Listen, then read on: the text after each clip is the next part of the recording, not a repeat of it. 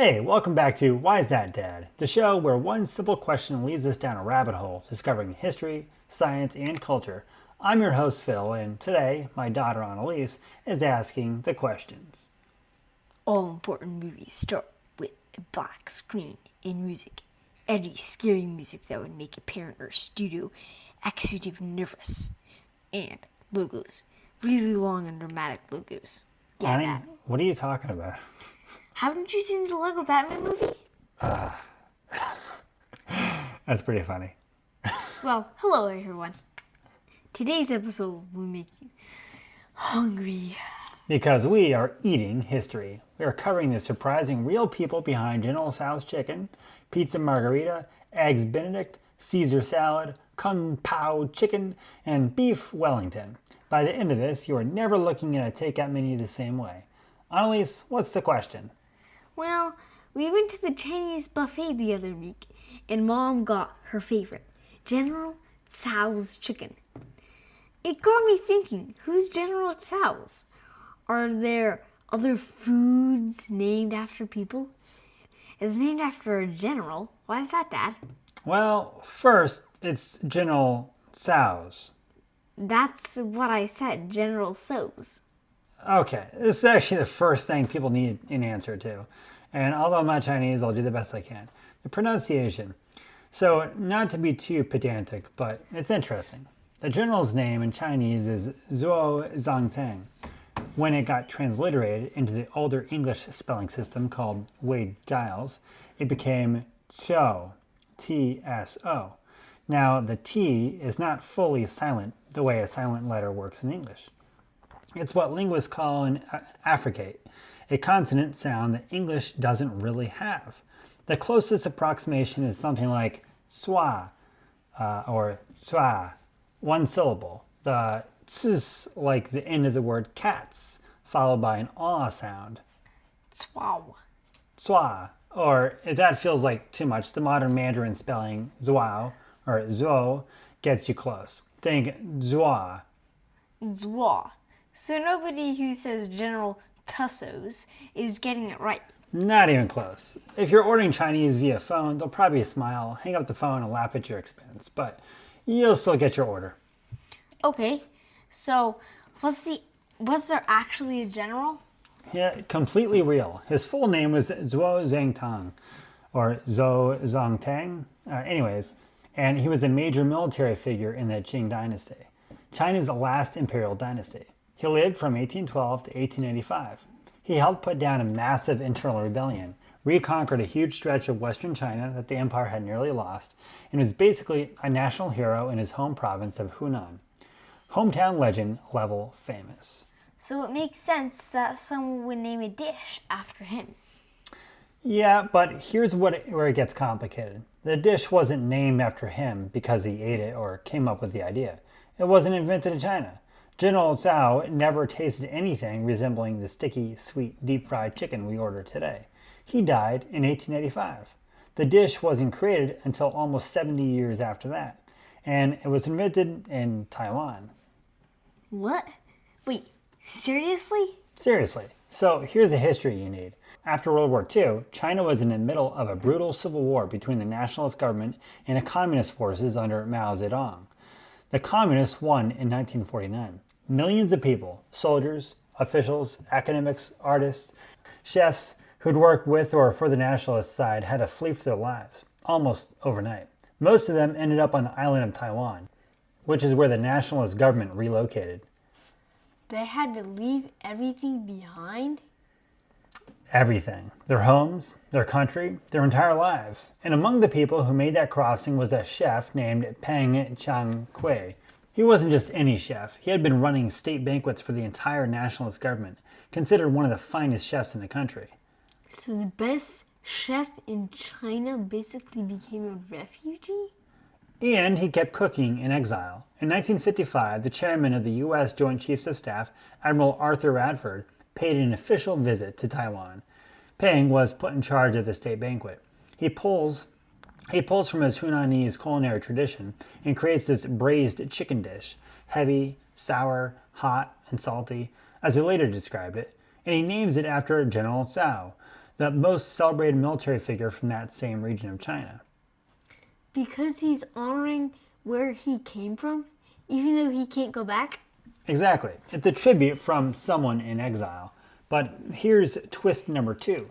The General Tso's chicken Americans eat today barely resembles what Ping originally made. How different is it? Ping's version wasn't sweet. It wasn't deep fried. It was a savory and sharp, true Hunan flavors.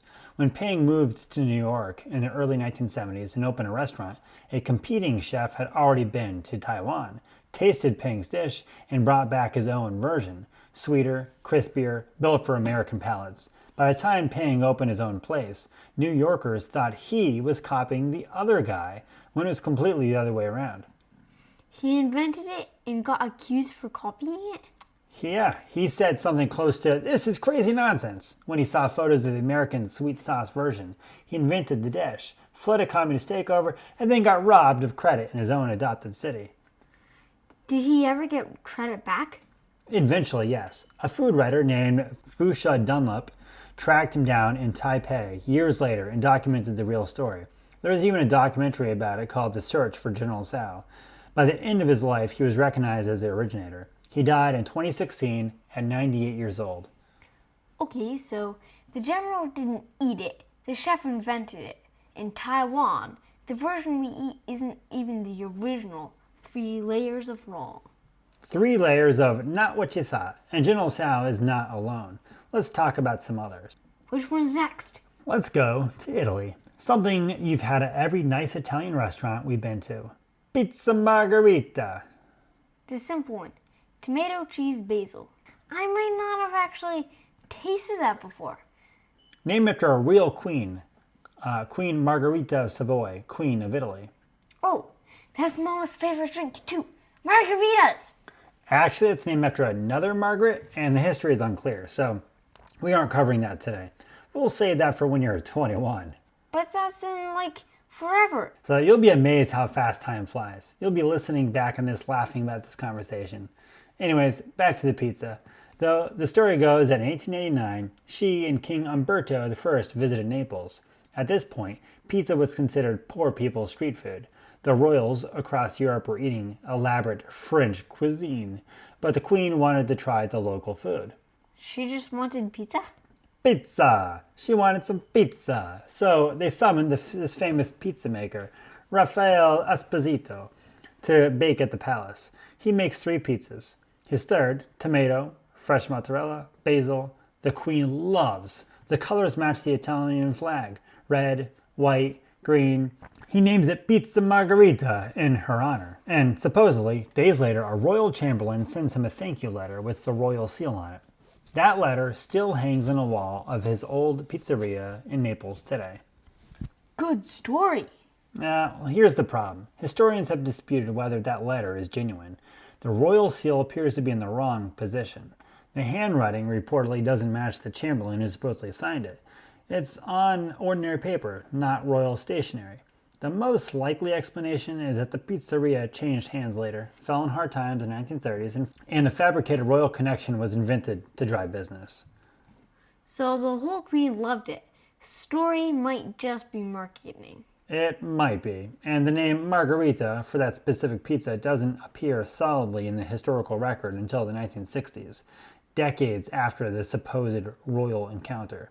The combination of tomato, mozzarella, and basil existed before 1889. When the name got attached, and exactly why, is genuinely murky. Someone invented a story and then it became the story? And it did real work. The legend helped transform pizza from street food into a symbol of Italian national identity at a moment when Italy had just unified and was actively building a shared culture. The food carries the story even when the story can't be fully verified. The story made the pizza matter. It's a good story. Exactly right.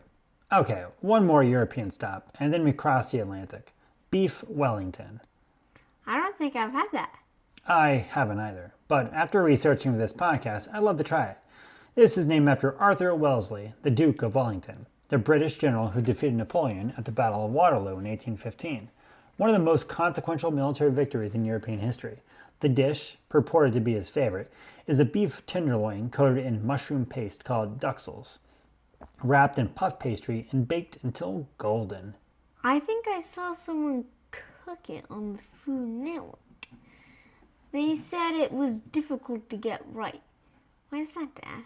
Because it's a genuine thermal engineering problem. Think of the pastry as a protective shell. It's acting almost like insulation around the beef, slowing down how quickly the heat reaches the center. The pastry needs to hit a high temperature to get golden and crisp, but if the beef inside gets the same temperature, it's overcooked. So you're managing two different targets simultaneously with one heat source. Get the timing wrong by a few minutes and you've either got a raw pastry or gray meat. Sounds like an overrated corn dog or pigs in a blanket. And those are easy to cook and even easier to eat. With a little side of spicy dipping sauce. Delish. And here's something that connects back to the Margherita legend. The name Beef Wellington doesn't appear in print until the 1940s. Wellington died in 1852. That's nearly 100 years between the man and the first documented use of his name on a dish. So, no one wrote it down for a century? Either it was passed down without anyone bothering to record it, which happens, or the name was retrofitted onto an existing dish much later, the way Margherita legend might have been. And there's actually a competing theory. Some food historians think it might not be named for the Duke of Wellington at all, but for the city of Wellington in New Zealand, where beef and pastry dishes have their own culinary tradition. So even the name might be wrong. Even the name might be wrong, which is becoming a theme of this episode. All of these have been from Europe. What are Americans' contribution to this? Okay, so let's cross the Atlantic. From royal courts and military victories to New York City, where the food stories get considerably less dignified. A queen requesting pizza at a palace is one thing. What we're about to discuss involves a stockbroker with a hangover. Already better. The year is 1894. A man named Lemuel Benedict, a Wall Street broker, walks into the Waldorf Hotel in Manhattan. He is, by his own later account, spectacularly hungover. He's had too many drinks. He tells the waiter he wants buttered toast, crispy bacon, 2 poached eggs, and hollandaise sauce on the side. Entirely off menu. He's just describing what he thinks might make him feel human again. That is very specific hangover order. The man knew what he needed. The hotel's maitre d' was a legendary figure named Oscar Jerky, famous in New York at the time for having invented the Waldorf salad, which had debuted at a charity ball just a year before. Apples, celery, walnuts, and mayonnaise. Very simple, very elegant, not my favorite. Considered quite modern at the time. Oscar sees Benedict's order, tastes it, loves it, and puts it on the menu, swapping in Canadian bacon and an English muffin. Mommy loves that. Well, she went out and got some for breakfast one time. So a hungover stockbroker accidentally invented one of the most popular brunch dishes ever? If you believe that version. Here's the catch. That story didn't surface publicly until 1942, when Lemuel Benedict told it to a reporter at the New Yorker. That's nearly 50 years after the supposed event. That's also my brother's name. He waited 50 years to tell the story? Which is either because it's a fond old memory he finally got around to sharing, or because the passage of time makes the story harder to disprove. Meanwhile, Delmonico's restaurant had been claiming since 1894 that they invented it for a socialite named Mrs. Legrand Benedict, who complained the menu was boring. 2 different Benedicts, 50 years apart in telling things. Historians have basically called it a draw. What we know is that Oscar's Jerky made it famous, and that both origin stories involve a New Yorker who knew exactly what they wanted and wasn't shy about asking for it. Very New York. Extremely New York. Now, another item. You probably always assumed Caesar salad was named after Julius Caesar. Wasn't it? Julius Caesar died in 44 BC. The salad was invented in 1924. Okay, that's a significant gap. The Caesar in Caesar salad is Caesar Cardini, an Italian-American restaurateur. And his story begins with Prohibition. Alcohol was illegal in the United States in the 1920s. But just across the border in Tijuana, Mexico, it was perfectly legal. So Caesar and his brother Alex opened a restaurant there because Americans were flooding across the border to drink. And while they were there, they needed to eat. Brilliant business move. So by July 4th, 1924, it's Independence Day. Will Smith, aliens, the White House blows up. Great movie. Classic. So Americans are pouring across the border to celebrate, packing Cardini's restaurant, and the kitchen starts running dangerously low on ingredients. He grabs what's left: romaine lettuce, garlic, a coddled egg, parmesan, olive oil, lemon juice, Worcestershire sauce, black pepper, and improvises. Wait, what's it called with egg? It's an egg that's been very briefly soft cooked in hot water, not fully boiled, not raw, just enough to slightly thicken the yolk. You crack it straight into the bowl and emulsifies with the olive oil and lemon to make the dressing creamy. It's actually pretty technique forward for something thrown together in a crisis. And no croutons in the original. Sounds like fake news. No croutons. Those came later. The original was served as a whole romaine spears, meant to be eaten with your fingers. Hey, Dad, we had Caesar salad just on Sunday, because it was Mommy's birthday, and we made a surprise dinner. Oh yeah, we did. We had chicken Caesar salad. Yeah, chicken Caesar salad. Well, anyway, Caesar salad was finger food. Wait till I tell Mom I can eat my salad with my fingers. Caesar salad was finger food, but I wouldn't do that at our dinner table. Now, here's a detail most people get wrong about the dressing. There were no anchovies. Caesar specifically opposed adding real anchovies, and that's kind of what it's famous for. He felt it threw off the balance he'd worked out, but the dressing still had that deep, savory flavor people associate with anchovies. How? Worcestershire sauce. Worcestershire contains fermented anchovies as one of its base ingredients. So the anchovy flavor was there all along, just indirect, through the sauce. Caesar knew it and felt that was exactly the right amount. So, who added the actual anchovies? His brother Alex. Alex started making his own version with real anchovies. That version spread through other restaurants, and now a lot of Caesar salads come with anchovies on them, which Caesar Cardini himself would have objected to. The brother ruined it? That seems to happen more often than you think. The brother changed it. Whether that's ruining it depends on your feelings about anchovies, which I think are pretty good. The dish became a phenomenon. Celebrities drove down from Hollywood specifically for it, and Cardini eventually bottled his dressing commercially. You can still buy Cardini's original Caesar dressing today, anchovy-free. What even are anchovies? Yeah, fish, kind of a little bit larger than sardines. Another dish born from a kitchen emergency.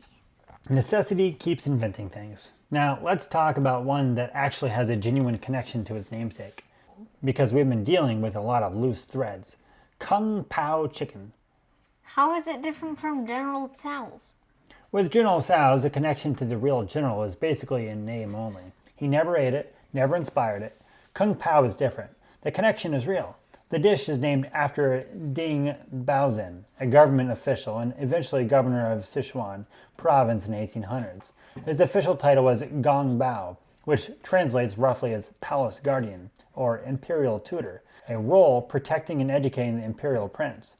An older English transliteration, Gong Bao became Kung Pao. So, it's his title, not his name. Right, like naming a dish governor's chicken, and unlike General Tso, Ding Baozhen genuinely loved this style of cooking.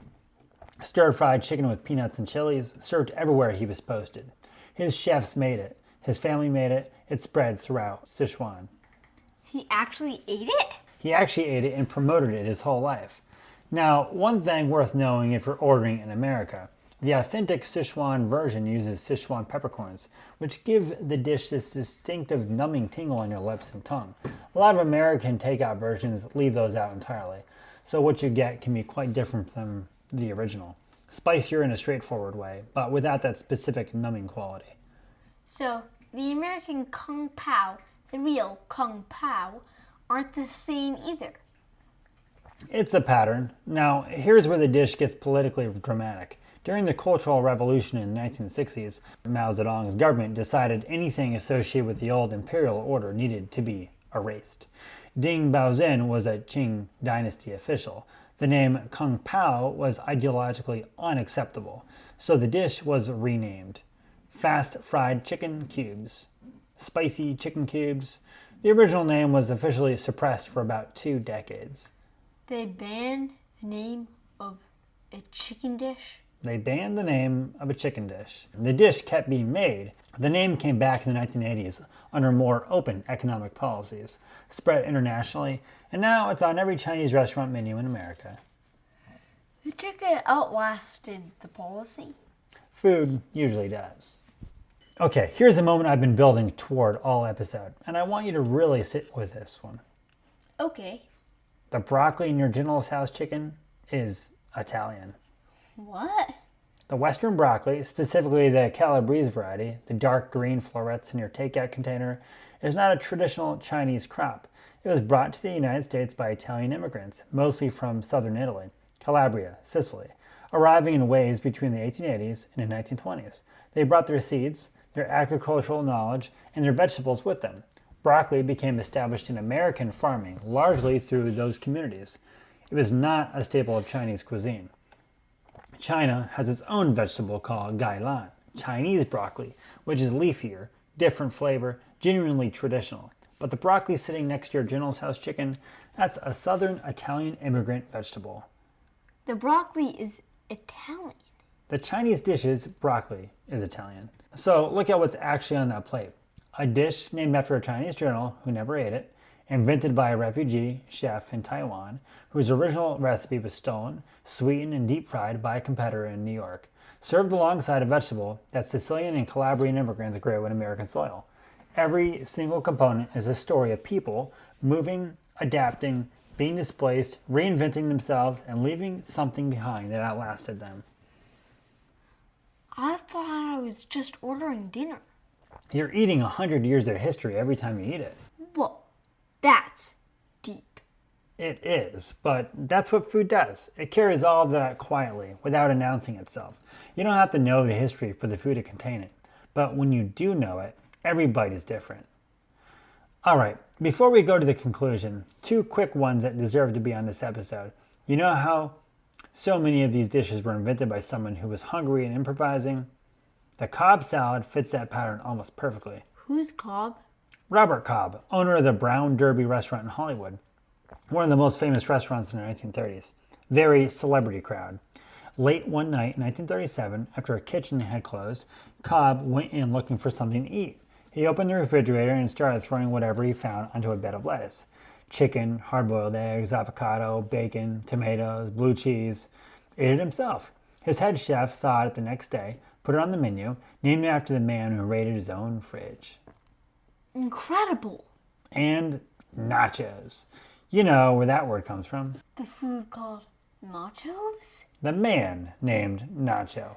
Ignacio Anaya, nicknamed Nacho. I don't know why he said a Spanish name in an Italian accent, but yeah, he was a maitre d' at the restaurant in Piedras Negros, Mexico, right across the border from Fort Duncan, a U.S. Army base in Eagle Pass, Texas. In 1940, a group of military wives from the fort came in after shopping, after the kitchen was closed. He didn't want to turn them away. He grabbed tortilla chips, put cheddar cheese, whatever the kitchen had, and jalapenos on them, slid the whole thing into the oven. The women loved it. Someone asked what it was called. He said, nachos especiales. Nachos special. His nickname became the food. His nickname is the food. There is now a bronze statue of him in Piedras Negras. The man improvised a snack for some hungry strangers from a closed kitchen and accidentally named an entire food category after himself. We need more statues for people like that, and fewer for people who just won battles. I will not argue with that. So why should kids know any of this? Actually know it, not just as trivia. Because regular people made all of this, not some ancient tradition or royal decree. A refugee chef honoring his home, a guy named Nacho feeding strangers, some brother who couldn't leave the anchovies out, even Pizza Margherita in its legendary beginning. It's about the common man's dish. Those decisions are still feeding millions of people every day. What you make matters. What you share matters. Even if it's just throwing a cheese on some chips at the end of a long night. And asking one question of a takeout menu apparently leads to the Qing Dynasty, a prohibition border town, a Cold War in the Taiwan and communist government banning a chicken dish. Every menu is a history book in disguise. I didn't know history could taste so good. Trivia time. Annalise? Okay, 3 questions. First, General Tso's chicken was invented by a refugee chef who fled mainland China in 1949 and moved to which island? Think on it. I know. Question 2. What ingredient in the original Caesar dressing gave it to that anchovy-like flavor without any actual anchovies? Third question. What does Kung Pao actually mean when you translate it? Perfect. If today's episode made you see your takeout menu differently, or if you're going to spend the rest of your day correcting people on the pronunciation of General Tso's, we love a 5-star review. It takes about 30 seconds. It generally helps the show reach more curious people. Leave one wherever you listen. And one last thing. Food history is genuinely messy. Dates get disputed, sources conflict, new research comes along. So thanks for listening to Why Is That, Dad? Keep asking the questions that seem simple on the surface. Those are almost always the ones with the best stories behind them. Let's go eat some nachos, Dad. Bye. God bless. See you next time.